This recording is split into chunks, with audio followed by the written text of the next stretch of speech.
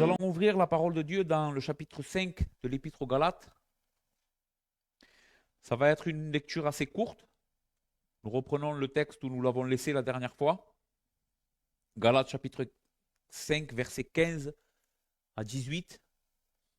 Et la parole infaillible de Dieu, la vérité absolue, dit ainsi: mais si vous vous mordez et vous dévorez les uns les autres, prenez garde que vous ne soyez détruits les uns par les autres.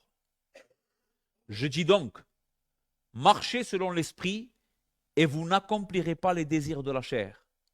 Car la chair a des désirs contraires à ceux de l'esprit et l'esprit en a de contraires à ceux de la chair. Ils s'opposent entre eux afin que vous ne fassiez point ce que vous voudriez. Si vous êtes conduits par l'esprit, vous n'êtes point sous la loi. Amen. Nous allons prier une fois de plus au Seigneur. Père céleste, notre Dieu, Seigneur, nous voulons te remercier ensemble pour ton amour pour nous. Merci parce que tu ne veux pas laisser ton peuple dans l'ignorance, Seigneur. Tu nous as donné ta parole pour marcher dans la vérité. Seigneur, et aujourd'hui, je te prie d'être avec nous, Seigneur. Sois avec nous dans ta miséricorde. Sois avec nous pour élargir nos cœurs, illuminer nos cœurs, Seigneur. Nous donner l'intelligence de comprendre les choses. Seigneur, et que ton peuple soit transformé aujourd'hui. Seigneur, viens vaincre nos ténèbres. Viens vaincre nos erreurs. Viens vaincre, Seigneur, ce que nous faisons mal. Seigneur, montre-nous ta vérité. Aide-nous à marcher dans ta vérité. Seigneur, afin que tu sois glorifié, que ton peuple puisse vivre dans la joie, Seigneur. Dans la joie de ton salut. Merci pour tout, Père, au nom de Jésus. Amen. Laissez-moi vous donner une illustration de la vérité que nous allons voir principalement aujourd'hui. Imaginez que vous soyez dans une maison qui est en feu, d'accord? Et vous savez que dans ce cas-là, ce qui vous tue, dans la majorité des cas, ce ne sont pas les flammes, c'est la fumée. Quand quelqu'un meurt dans une incendie, la première chose qui le tue, c'est la fumée. Elle ne voit plus rien et puis elle s'étouffe, elle tombe inconsciente et elle meurt, d'accord? Donc imaginez que vous êtes dans une maison, tout en flammes, donc vous ne voyez plus rien, vous êtes dans la panique, et tout à coup vous voyez apparaître dans la pièce où vous êtes un pompier équipé avec un masque, de l'oxygène.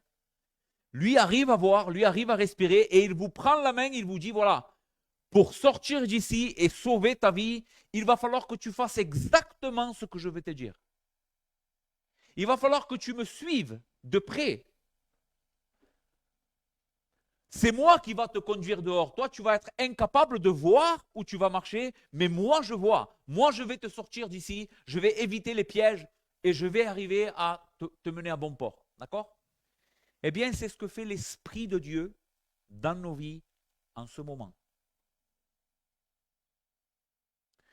Nous sommes, même après avoir été sauvés et régénérés, nous sommes complètement incapables de marcher dans ce monde. Incapables. Incapables de nous sauver.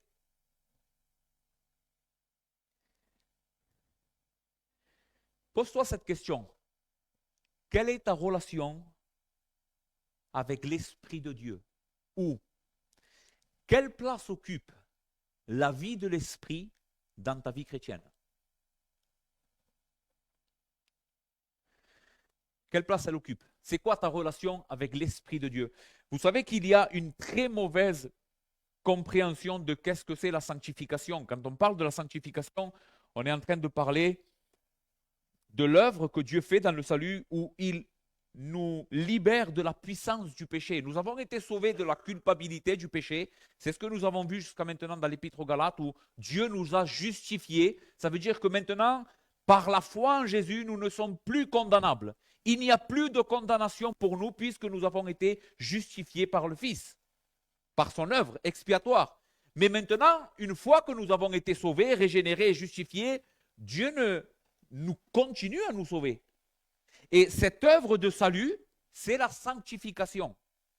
C'est comment Dieu, dans la marche du chrétien, chaque jour après avoir été sauvé, il va le sauver de la puissance du péché qu'il y a dans sa vie. Si tu es comme moi, tu sais de quoi je suis en train de parler. Tu sais que le péché a encore de la puissance sur toi. Tu luttes encore contre le péché. Et quelquefois, il est plus fort que toi. Eh bien, dans cette œuvre de sanctification, Dieu nous libère de la puissance du péché et il nous transforme au fur et à mesure à l'image de son Fils.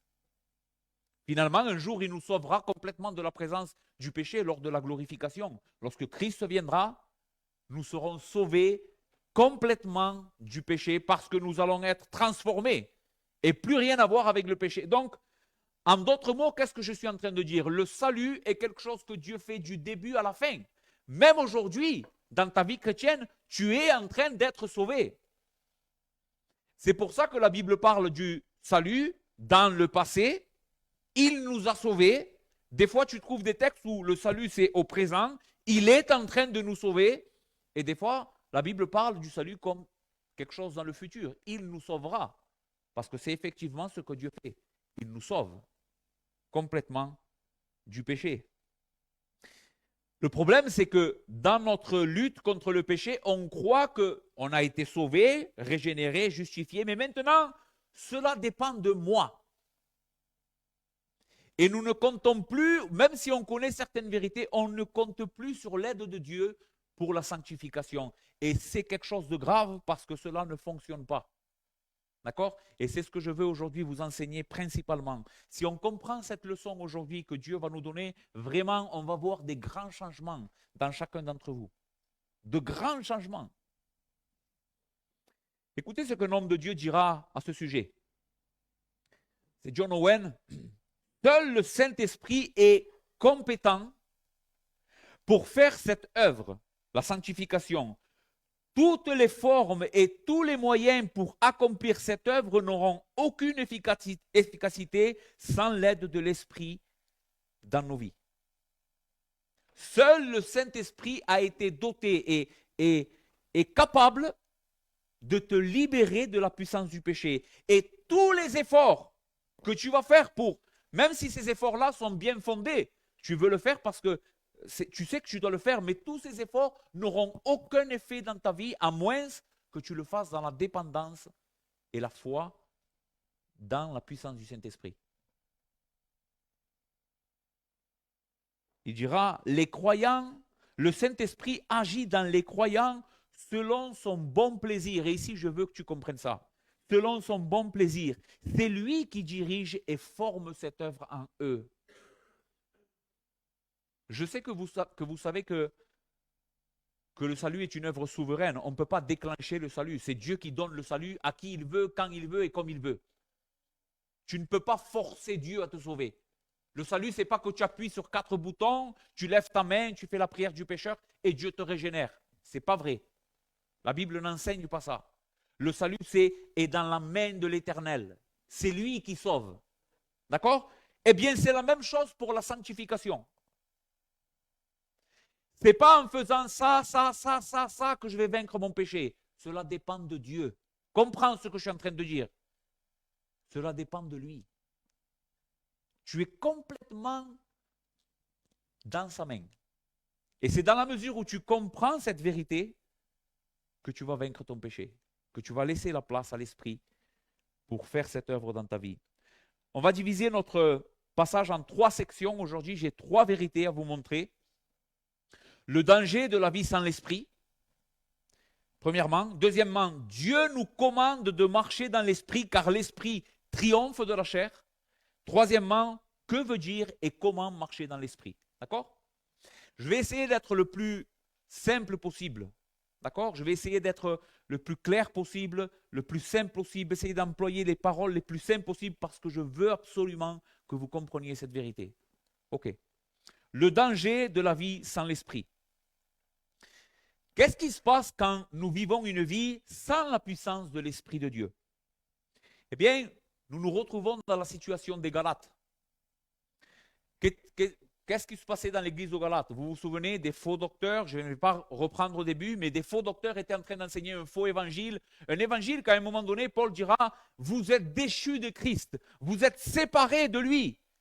si vous cherchez la justification dans les œuvres. C'est-à-dire qu'au moment où nous nous trompons d'évangile et où nous essayons de nous sauver par nos œuvres, qu'est-ce qui se passe? Ce n'est pas simplement qu'on va perdre le salut, mais on va être complètement séparé de toute l'œuvre de Dieu dans le salut. Comprenez ce que je suis en train de dire? Une fausse doctrine, une déviation en ce qui concerne notre compréhension de qu'est-ce qu'est le salut, comment je peux participer à ce salut. Non simplement ça va être quelque chose de tordu dans ma compréhension, mais cela va me priver de la puissance de l'esprit dans ma vie. Et c'est ce qui se passait dans les personnes qui vivaient dans cette région du monde, de la Galatie. Juste un peu avant, nous avons vu que Paul était en train d'enseigner que nous avons été sauvés et donc libres, non pas pour vivre dans le péché, mais pour nous aimer les uns les autres. Vous vous souvenez? C'est la dernière section que nous avons traitée. Et maintenant, Paul dit au verset 15, « Mais si vous vous mordez et vous dévorez les uns les autres, prenez garde que vous ne soyez détruits les uns pour les autres. » En d'autres mots, Paul est en train de dire, voici le grand danger que vous courez, non simplement si vous vous détachez de l'évangile, du vrai évangile, mais en plus, si vous vous privez de la puissance de l'esprit. Si vous vivez une vie chrétienne séparée de l'esprit, qu'est-ce qui va se passer? Vous allez vous mordre les uns les autres. Vous allez vous détruire les uns les autres. Les frères, le texte en grec est très fort. Parce que les mots que Paul emploie, il est en train de faire allusion à des bêtes féroces, écoutez, des bêtes féroces, un lion ou autre bête, qui se dévorent entre elles jusqu'à la mort. Et Paul nous dit aux Galates, qu'à moins que vous ne viviez une vie remplie du Saint-Esprit dans la dépendance de lui, c'est ce qui va se passer au milieu de vous. Mais si vous vous mordez et vous dévorez les uns les autres, prenez garde que vous ne soyez détruits les uns par les autres. Maintenant, tu pourrais me dire, oui, mais moi je ne suis pas comme ça.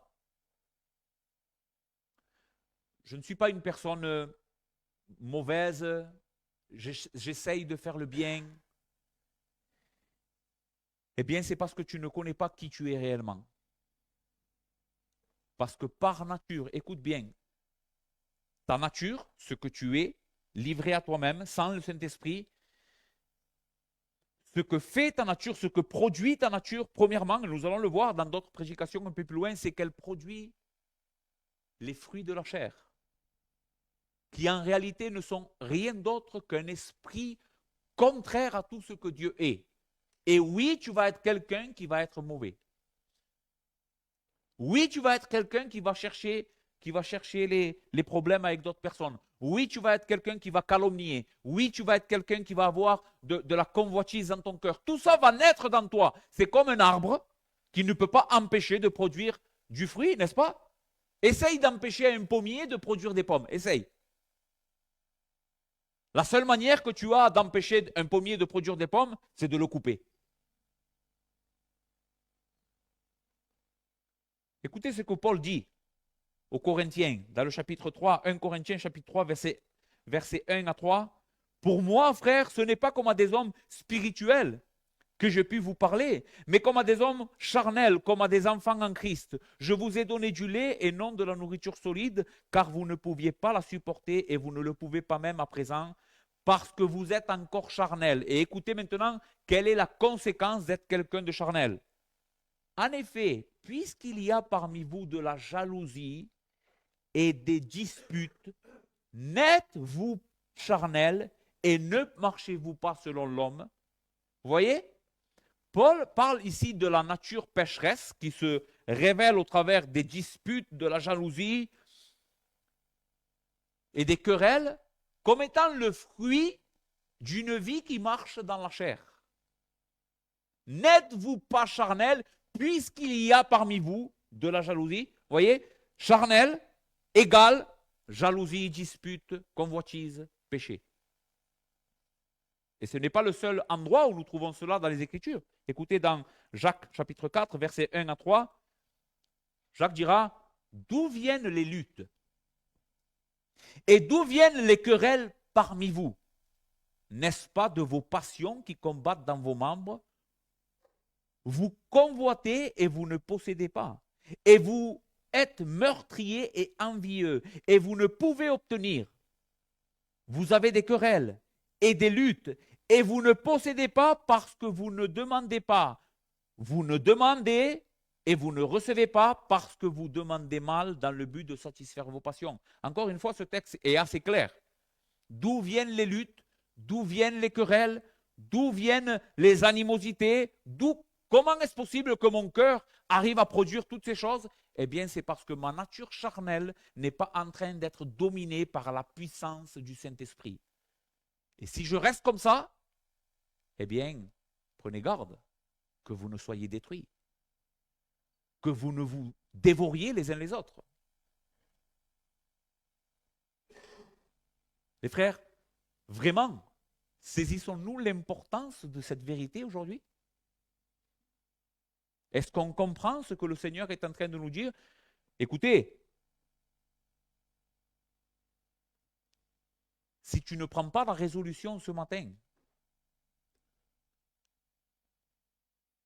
d'obéir à ce que le Seigneur va t'enseigner et de résoudre ton cœur à mettre en pratique ce que tu vas entendre, tu finiras comme un homme pécheur qui essayera de détruire les autres et te détruire toi-même. Et écoute, cela ne va pas engendrer que des problèmes dans ta vie. Cela sera un problème aussi pour cette Église. Paul ne parle pas à une seule personne ici. Il dit, prenez garde que vous ne vous dévoriez les uns les autres. Nous avons vu un peu avant que Paul dit, un peu de levain fait lever toute la masse. Il suffit que quelques-uns d'entre nous ne s'efforcent pas de marcher dans l'esprit pour que toute cette Église bientôt soit contaminée. Et que nous soyons que des chrétiens charnels, qui ne vont faire aucune différence dans le monde. Le Seigneur ne se servira jamais d'une Église charnelle. Jamais. Il n'attirera jamais des pécheurs ici. Il ne sauvera pas ta famille, tes enfants. Tu comprends pourquoi c'est tellement important ce matin? Donc, que faire, les frères? Que faire face à notre nature pécheresse et à la puissance du péché qui reste en nous? Et je sais ici que quelques-uns d'entre vous sont découragés des fois.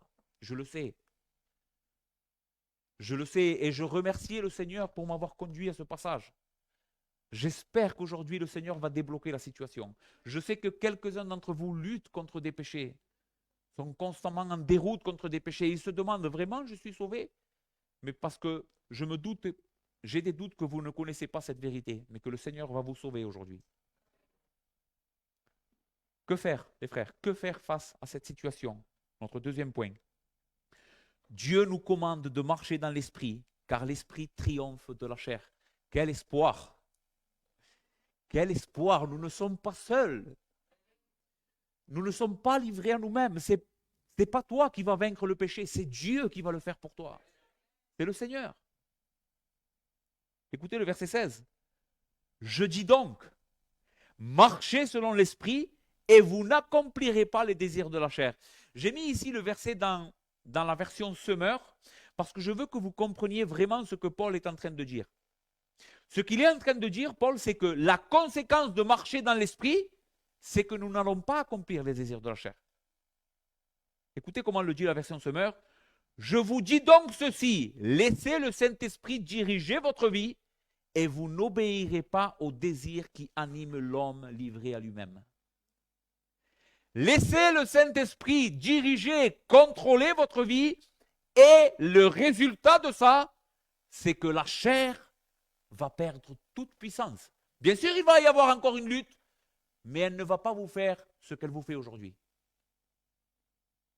Nous allons pouvoir triompher de la chair parce que l'esprit est plus fort que la chair. Même si la chair s'oppose aux choses de l'esprit, même s'il va y avoir toujours cette lutte contre la chair, mais l'esprit ne peut pas perdre contre le péché. Comprenez? Vous et moi, oui, on peut perdre contre le péché, on est faible, mais l'esprit est tout puissant. L'esprit est Dieu. L'esprit domine. C'est ce que dit un peu plus bas le texte. Donc, en relation avec ce que nous venons de dire, le danger de nous détruire les uns les autres à cause de notre nature pécheresse, pardon. Notre Dieu, dans son amour, nous donne donc la solution. Qu'est-ce que c'est? C'est marcher dans l'esprit. Et souvent, la solution que Dieu nous donne n'est pas forcément la chose que nous pensons.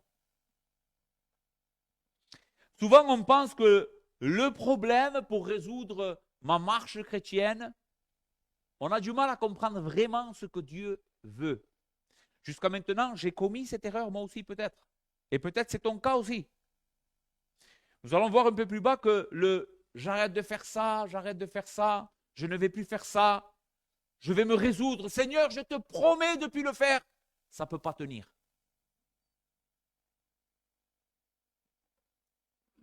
Tu le sais. Ce n'est pas la peine que je te le dise. Toi-même, tu le sais. Combien de fois tu as juré à Dieu de ne plus faire ce que tu fais? Combien de fois? Combien de fois tu as promis, Seigneur, je ne veux plus être une femme qui calomnie. Je ne veux plus avoir une oreille qui se prête rapidement au dernier commérage, Seigneur. Je ne veux plus le faire, ça. Je veux avoir un bon comportement, un bon caractère. Et tu es triste pour ton péché, mais tu tiens un certain moment et de suite, tu vois que ta nature reprend le dessus et tu redeviens la même personne que tu étais. Eh bien, Dieu nous donne la solution ce soir, aujourd'hui, pardon. Paul dit, comment on le sait? Parce que Paul dit, je dis donc. Vous voyez ce je dis donc dans votre passage? Lisez notre texte pour ceux qui ont la Bible. Faites attention, vous allez vous mordre les uns les autres. Je dis donc. Cela nous indique la solution. Que faire? Je dis donc, marchez selon l'esprit et vous n'accomplirez pas les désirs de la chair. Ici, marcher selon l'esprit n'est pas une invitation. Et écoute bien ça parce que c'est important. Ce n'est pas une invitation. Dieu n'est pas en train de te dire, si tu veux, si tu en ressens le désir, si tu veux être un bon chrétien, tu peux marcher selon l'esprit. Parce qu'il existe le mythe du chrétien charnel. Il n'existe pas le chrétien charnel. Ce n'est pas vrai. Écoutez bien, si vous avez cru jusqu'à maintenant que c'était possible d'être un chrétien et d'être un chrétien charnel, c'est un gros mensonge ça, qu'on vous a enseigné. Il n'y a pas de chrétien charnel, il n'y a que des chrétiens spirituels qui grandissent dans leur vie et vont vaincre le péché. Si tu crois que tu es un chrétien et que tu te dis, bon, moi je suis faible, je ne suis pas comme les autres, je suis un chrétien charnel, eh bien, tu es certainement pas chrétien peut-être. Marcher selon l'esprit, ici, c'est un commandement. Comment on le sait? À cause de comment c'est écrit. Je vais vous montrer un peu aujourd'hui de la grammaire, d'accord? On va faire un peu de grammaire ensemble. Ok. Marcher, c'est un verbe. Ça indique une action. Ok? Marcher. Le temps de ce verbe dans le texte grec est conjugué au présent et cela veut dire une action continue. Ce que Paul est en train de dire aux Galates ici, c'est marcher. Vous avez commencé à marcher, continuez à marcher. Ne vous arrêtez pas de marcher. Il est à la voix active. Cela veut dire que le sujet ne reçoit pas l'action, mais il est celui qui commet l'action. D'accord? En l'occurrence, c'est nous qui devons marcher. C'est moi qui dois marcher. Et il est dans le mode impératif. Ça veut dire que c'est un commandement. Ce n'est pas une suggestion. Ce n'est pas une proposition. C'est un ordre donné par Dieu. Tu dois marcher. Marche.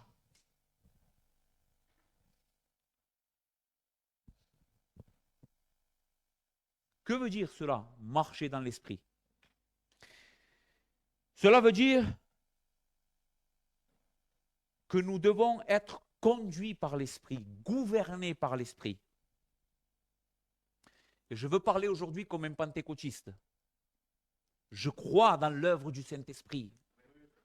Je crois dans la vie de l'Esprit. Je crois de tout mon cœur que l'Esprit est présent, qu'il nous conduit, qu'il incline nos cœurs. Parce qu'il est vivant, parce que c'est une personne.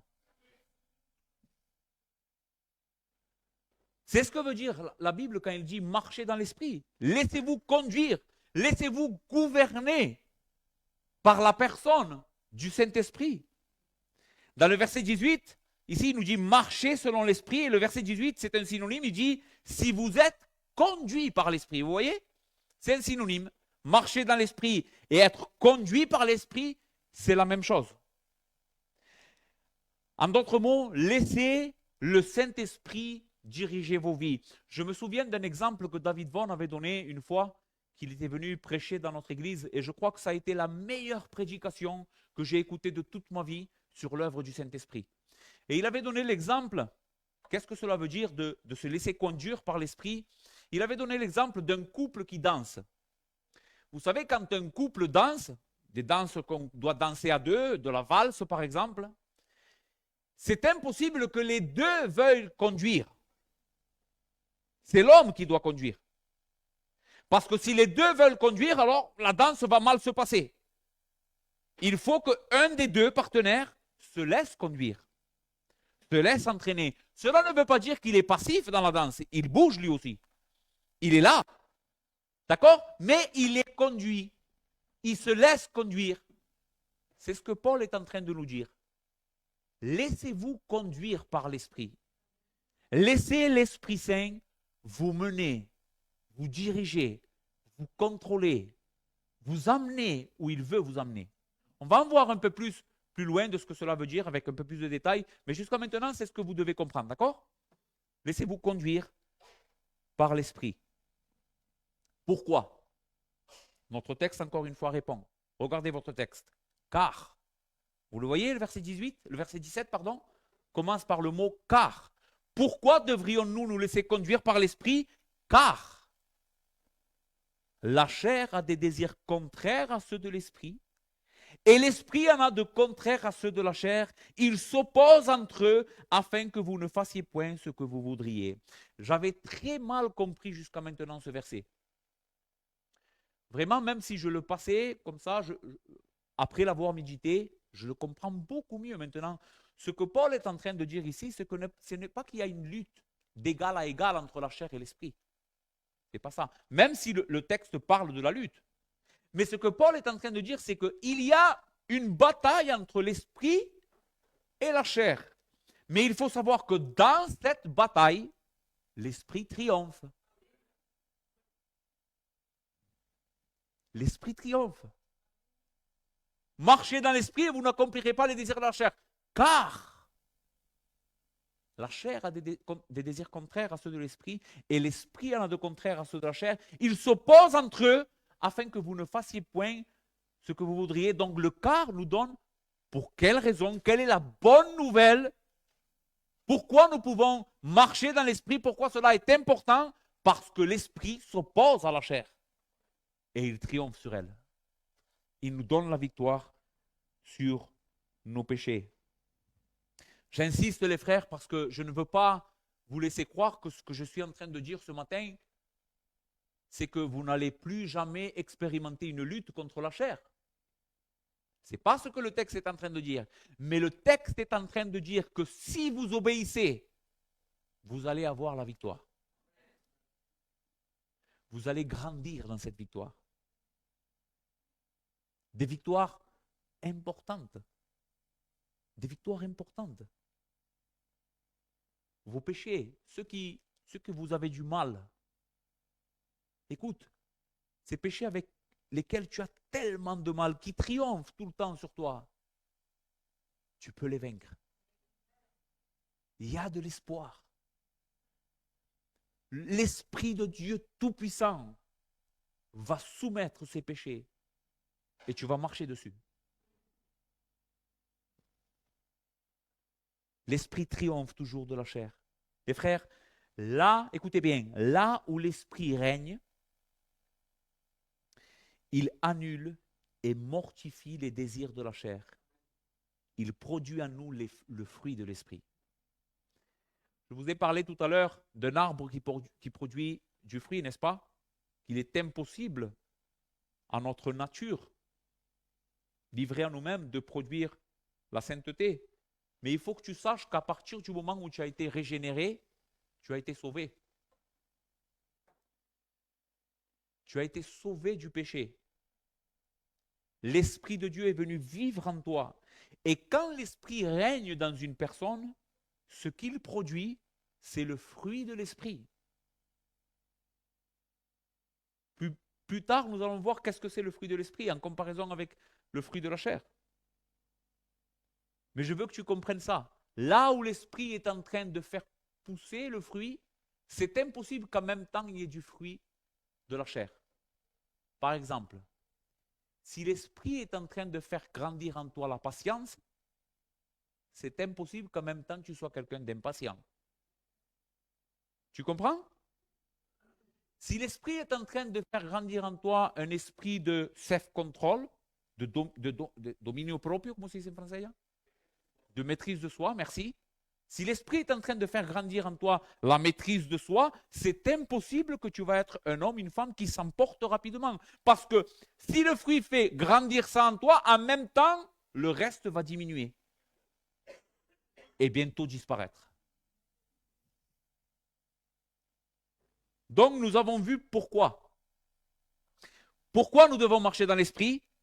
Parce que l'Esprit triomphe toujours de la chair. Parce que l'Esprit triomphe toujours de la chair. Troisièmement, mon dernier point, et on a fini. Que veut dire et comment marcher dans l'Esprit? Je crois que c'est la chose la plus importante que nous puissions voir aujourd'hui. Et je veux être encore une fois très pratique ici. Que veut dire et comment marcher dans l'Esprit? Verset 16, je dis donc marcher selon l'Esprit. Donc nous sommes en train d'essayer de répondre à la question que veut dire marcher dans l'Esprit, et pour essayer de comprendre, il nous faut prendre la chose d'un angle différent. Que veut dire marcher dans l'Esprit? Eh bien, on va premièrement répondre à que veut dire ne pas marcher dans l'Esprit. OK? Qu'est-ce que c'est ne pas marcher dans l'Esprit? Je ne vous cache pas qu'à partir de maintenant, je vais me guider de très près du livre de John Owen, un de mes personnages préférés du passé. Je crois que c'est une personne à qui je voue une admiration très grande. D'accord? John Owen a été un très grand pasteur et théologien du XVIIe et XVIIIe siècle, je crois. Et il a écrit un des livres les plus efficaces en ce qui concerne la lutte contre le péché. Il s'appelle « La mortification du péché ». Je vous invite de tout mon cœur à le lire au moins une fois par an, ce livre. Et dans le chapitre 3, il y a le chapitre 3 de ce livre traite exactement de ce que nous sommes en train de voir. L'œuvre du Saint-Esprit dans la mortification du péché. Que veut dire le mot mortifier? Le mot mortifier veut dire enlever la force, enlever la puissance, en le privant. C'est comme si, imaginez, vous ne mangez pas pendant plusieurs jours, vous savez ce qui va se passer, c'est que vous allez dépérir. Vous allez de moins en moins avoir de la vigueur. Et c'est ce qu'il faut faire avec nos péchés. Il faut les mortifier, il faut les priver. Et l'Esprit fait ça. L'Esprit mortifie nos péchés avec nous. D'accord? Donc, qu'est-ce que c'est ne pas marcher dans l'Esprit? C'est en vain que l'on cherche un appui dans un autre remède que dans le Saint-Esprit. Écoute, ne pas vivre dans la puissance du Saint-Esprit, c'est chercher des moyens pour faire mourir ton péché autre part.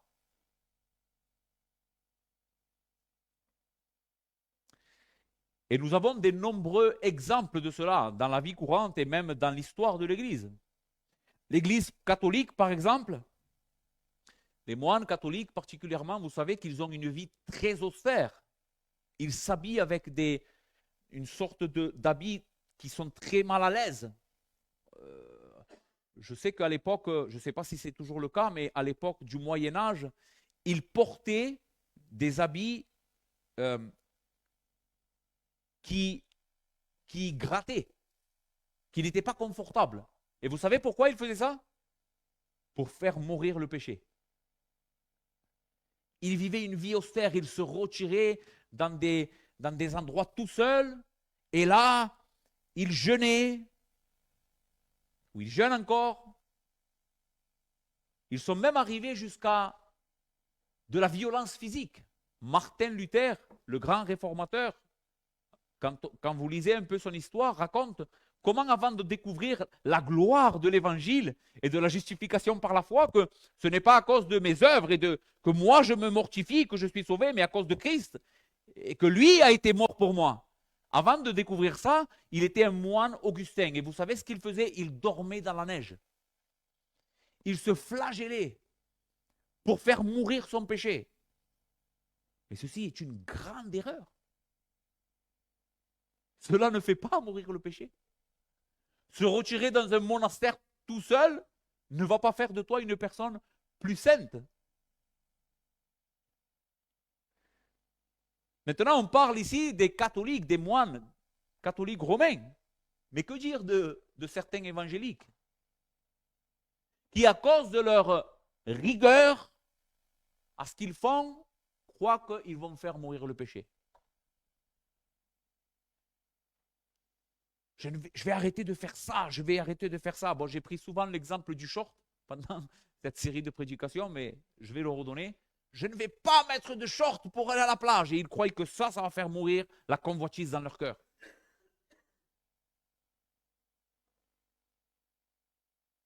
C'est la même chose, les frères, que les catholiques. Exactement la même chose. Ils veulent se sanctifier et faire mourir le péché indépendamment de l'esprit, mais en faisant eux quelque chose. Si je fais ça, je vais faire mourir les œuvres de la chair. Mais que disent les Écritures? Écoutez ce passage, parce qu'il est très intéressant. Colossiens 2, versets 20 à 23. Écoutez ce que Paul dit, inspiré par le Saint-Esprit. Si vous êtes morts avec Christ au principe élémentaire du monde, pourquoi, comme si vous viviez dans le monde, nous vous impostons ces préceptes? Ne prends pas, ne goûte pas, ne touche pas. Préceptes qui tous deviennent pernicieux par l'abus et qui ne sont fondés que sur des ordonnances et des doctrines d'hommes. En d'autres mots, ne prends pas, ne touche pas, ne goûte pas. Ce ne sont pas les commandements de Dieu. C'est les hommes qui ont fait ça. Ok, et que dit l'apôtre?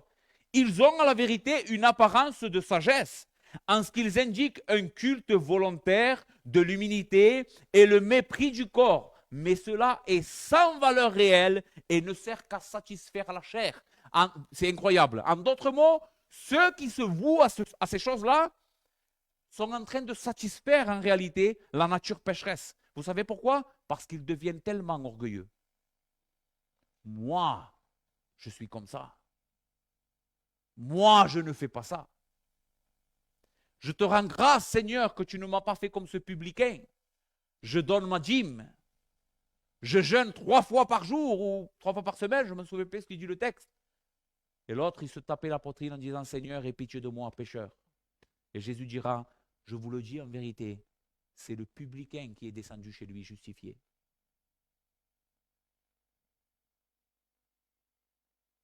Donc, malheureusement, de telles idées sur la mortification du péché ne sont pas limitées uniquement à la religion catholique romaine. Il y a beaucoup de soi-disant protestants qui devraient en savoir plus au sujet de l'évangile et la compréhension de celui-ci.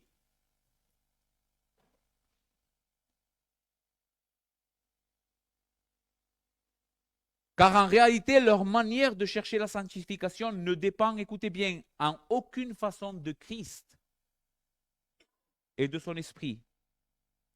De tels moyens supposés pour la mortification du péché manifestent une très grande ignorance. Et le Seigneur est en train de nous sauver aujourd'hui de l'ignorance. Il nous sauve, il te sauve aujourd'hui. Il te sauve de ton ignorance. Il y a 2 raisons principales pour lesquelles ces efforts de la part des catholiques et de beaucoup d'évangéliques échouent et ne vont pas réussir à mortifier le péché. La première, parce que beaucoup des moyens et des voies sur lesquels ils insistent n'ont jamais été donnés par Dieu pour ce but. Écoute, tous les moyens que tu vas utiliser pour arriver à vaincre ton péché doivent être donnés par ce livre. Pas par tes idées. Dieu a la solution. Comme le pompier, souviens-toi, C'est le pompier qui guide. Lui voit. Toi, tu dois être sauvé. Pour être sauvé, qu'est-ce que tu dois faire? Le suivre. Te laisser guider. Eh bien, c'est ce que ce livre enseigne. Il y a beaucoup de moyens qui peuvent atteindre un but particulier. Pardon. Il n'y a aucun moyen qui peut atteindre un but particulier à moins qu'il n'ait été désigné par Dieu. Si le moyen a été désigné par Dieu pour accomplir quelque chose, alors il sera efficace. Si le moyen a été désigné par toi, ou par les églises, ou par les coutumes, tu ne vas pas réussir à être saint. Dieu n'est pas gitan. Dieu n'est pas catholique. Dieu n'est pas protestant. Dieu est la vérité. Et la vérité se trouve dans sa parole. Si nous choisissons de nous laisser conduire par sa parole, alors les moyens seront les bons. Donc ceci est la première chose. Pourquoi ces moyens n'arrivent pas? La deuxième chose, parce qu'ils n'utilisent pas correctement les moyens désignés par Dieu. Et même quand on est en train, écoutez bien, même quand on est en train de choisir les bons moyens que Dieu a désignés, souvent on les utilise mal. Et là, tu penses à la lecture, à la prière, à la dévotion. Mais comment est-ce que tu es en train de voir la prière et la lecture pour vaincre ton péché? Tous ces moyens jouent un rôle important dans notre sanctification.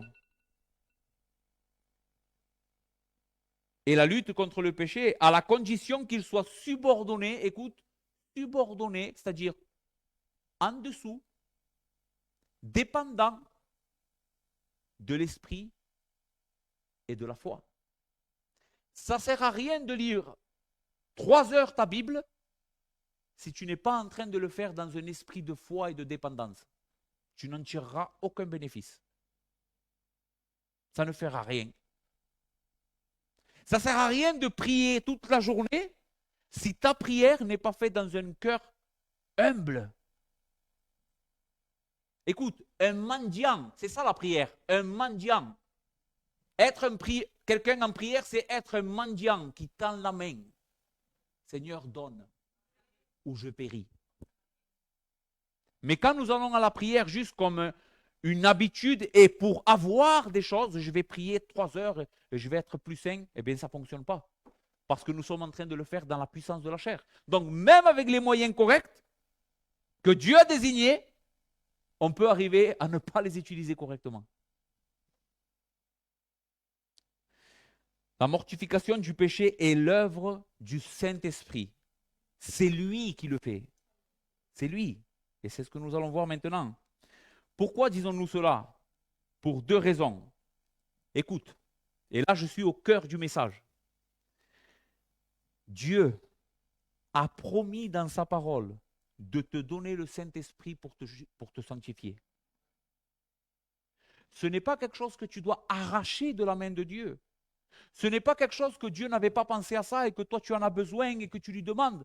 Dieu, avant que tu existes, avait déjà prévu dans son amour de dire « Je vais te donner mon esprit. C'est moi, je désire que tu sois rempli du Saint-Esprit pour vaincre ton péché. » Écoutez ce passage qu'on connaît bien, mais je crois que des fois on le comprend mal. Ézéchiel 36, verset 22, c'est Dieu qui parle. Il dit « C'est pourquoi dis à la maison d'Israël, ainsi parle le Seigneur l'Éternel. Ce n'est pas à cause de vous que j'agis de la sorte, maison d'Israël. C'est à cause de mon Saint-Nom, que vous avez profané parmi les nations où vous êtes allés. Je sanctifierai mon grand nom qui a été profané parmi les nations, que vous avez profané au milieu d'elles, et les nations sauront que je suis l'Éternel, dit le Seigneur l'Éternel, quand je serai sanctifié sous leurs yeux. » Je vais vous expliquer. Le peuple d'Israël s'était complètement dévié de l'Éternel. Ils vivaient dans le péché. Et ils étaient allés vers d'autres nations, et les autres nations étaient en train de voir comment le peuple d'Israël vivait, et ils disaient, mais est-ce que c'est le Dieu d'Israël qui les a sauvés? Et le Seigneur dit, moi je vais sanctifier mon nom. En d'autres mots, je vais redorer le blason. Je vais faire que ces nations sachent que je suis un Dieu bon et saint. Comment je vais le faire? En vous sauvant. en vous purifiant du péché. Et quand les nations vont voir que vous êtes des personnes saintes, ce n'est pas vous qu'elles vont glorifier, c'est moi. Et comment Dieu le fait? Verset 25. Je répandrai sur vous une eau pure, et vous serez purifiés. Je vous purifierai de toutes vos souillures et de toutes vos idoles. Je vous donnerai un cœur nouveau et je mettrai en vous un esprit nouveau. Écoutez bien. J'ôterai de votre corps le cœur de pierre et je vous donnerai un cœur de chair. Je mettrai mon esprit en vous et je ferai en sorte que vous suiviez mes ordonnances et que vous observiez et pratiquiez mes lois. Dieu promet dans ce passage de faire une œuvre dans le cœur de son peuple au travers de son esprit qui les rendra obéissants. Qui le fait? Qui le fait, les frères? Dieu. À aucun moment le texte dit vous. À chaque fois c'est je. Je mettrai un esprit nouveau. Je répandrai sur vous une eau pure. Je vous donnerai un cœur nouveau. Je mettrai en vous un esprit nouveau et je ferai en sorte que vous marchiez et pratiquiez mes lois. Les frères, Dieu nous a promis dans sa parole, dans ce texte, qu'il va le faire. Qu'est-ce que tu dois faire? Croire. Croire.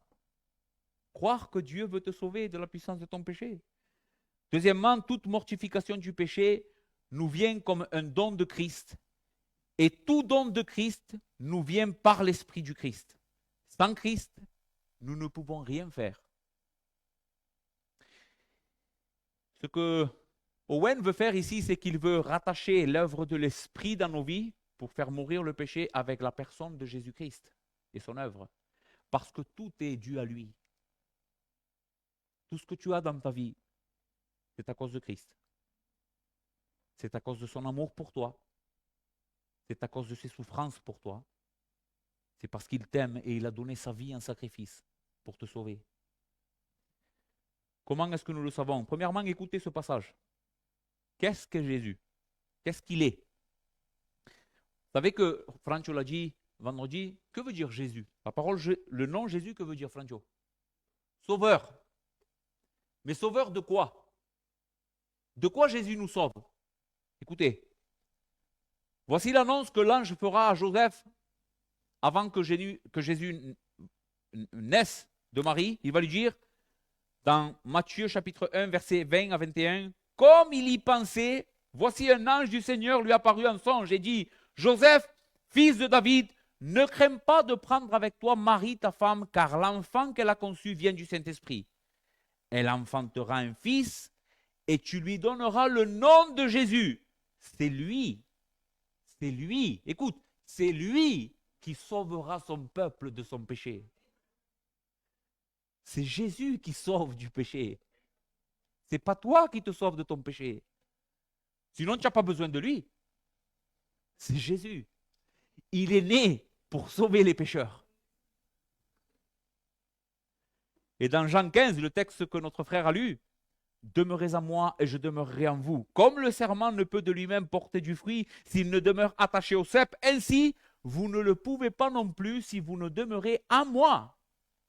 Je suis le cep, vous êtes les serments. Celui qui demeure en moi et en qui je demeure porte beaucoup de fruits, car sans moi, vous ne pouvez rien faire. »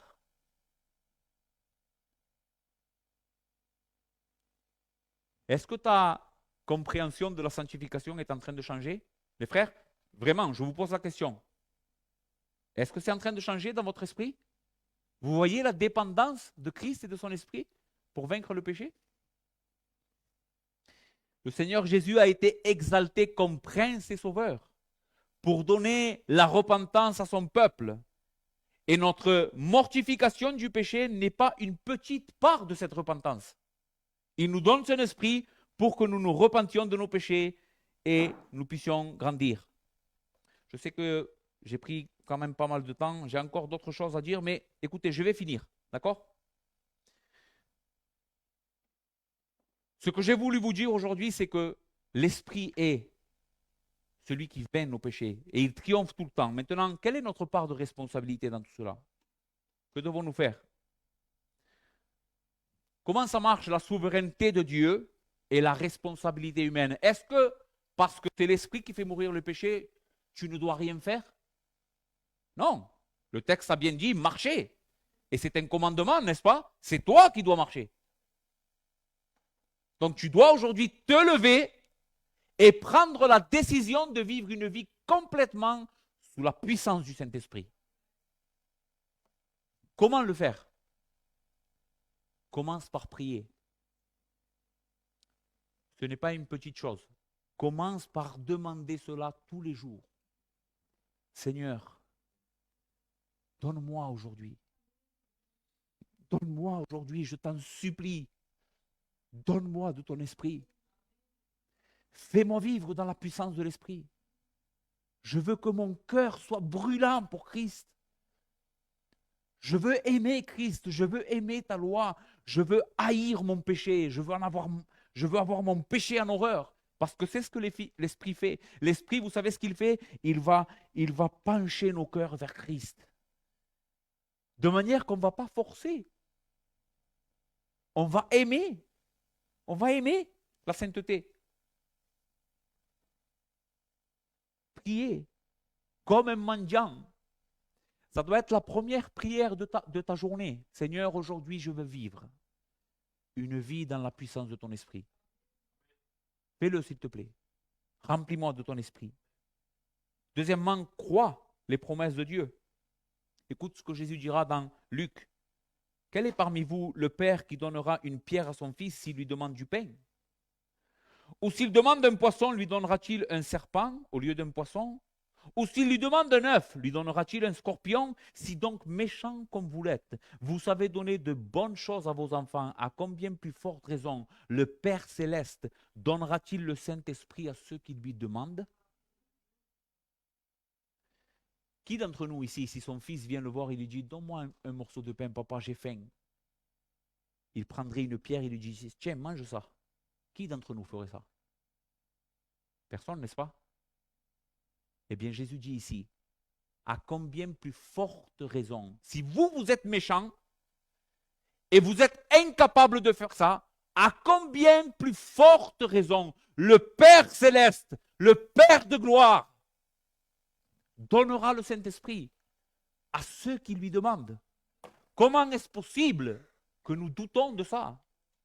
Comment est-ce possible que nous doutons que Dieu veut nous faire vaincre nos péchés? C'est incroyable, l'incrédulité de nos cœurs. Demandez et on vous donnera. Frappez et on vous ouvrira. Car celui qui demande reçoit et celui qui frappe, on lui ouvre.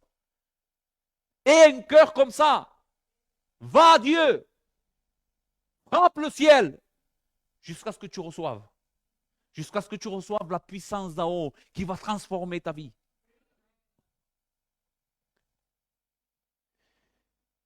Faire attention à ne pas attrister l'esprit.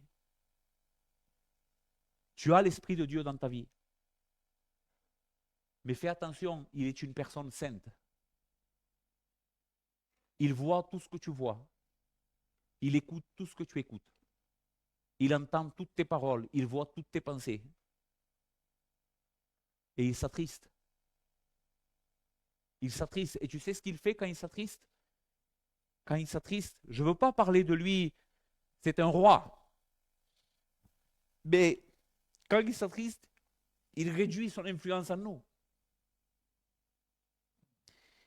Il nous influence, il ne nous donne pas de sa puissance.